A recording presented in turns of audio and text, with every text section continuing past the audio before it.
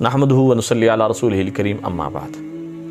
रोज़ा इंसान ने रखा और प्यास की शिद्दत ने उसे तड़पाया, अब वो पानी तो पी नहीं सकता, तो लिहाजा वो रास्ता इख्तियार करता है नहाने का। तो वो नहाने की तरफ जाएगा उस शिद्दत को कम करने के लिए। अब नहाने के अंदर बहुत ज़्यादा बेएहतियातियाँ हो जाती हैं, शावर के नीचे भी हो जाती हैं, नहर या ट्यूबवेल के अंदर भी बेएहतियातियाँ हो जाती हैं। वो बेएहतियातियाँ अगर हो जाएं तो रोज़ा हमारा टूट जाता है, उसकी कज़ा लाजिम हो जाती है और हमें पता भी नहीं होता। अच्छा, शावर के नीचे रहते हुए क्या बेएहतियाती होती है? वो बेएहतियाती ये होती है कि मुँह में पानी गया कुल्ली की नीयत से, लेकिन वो बंदे का ध्यान बेदिहानी में, उसे पता मेरा रोज़ा भूला नहीं है, बेदिहानी में पानी हलक से नीचे उतर गया, मैदे तक चला गया, तो लिहाजा उसका रोज़ा टूट जाएगा। तो ये बेएहतियाती करते हैं और शर्म की वजह से मसला भी नहीं पूछते, और बाद लोग वैसे भी मसला नहीं पूछते जिसकी वजह से ये मसला पता भी नहीं लगता, रोज़े का इतना बड़ा नुकसान हो जाता है और वो बाद में कज़ा भी नहीं करते, और कल क़यामत के दिन इसका खमियाजा भी भुगतना पड़ता है।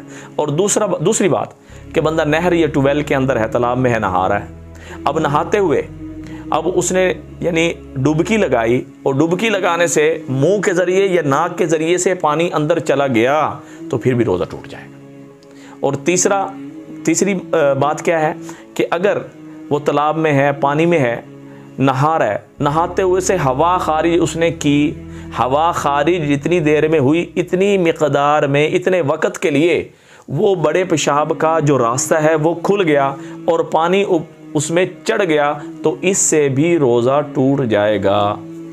अब ये बात तो समझेंगे कि ये कैसा मसला है। देखें, शरीयत जो है, अल्लाह पाक ने इसको, हमारी शरीयत को ऐसा बनाया है, हुज़ूर सल्लल्लाहु अलैहि वसल्लम के ज़रिए से ऐसे जो है ना जी इसकी तरतीब रखी गई कि हर पहलू को लिया जाए, ताकि रोज़ा है बहुत ही कीमती, अगर एक रोज़ा ज़ाया हो जाए और फिर सारी ज़िंदगी इंसान रोज़ा रखता रहे तो उसकी कीमत अदा नहीं कर सकता। तो लिहाजा रोज़े के अंदर सारे मामलात में बेएहतियाती से बचें, ऐसा ना हो कि हमारा बहुत बड़ा नुकसान हो जाए।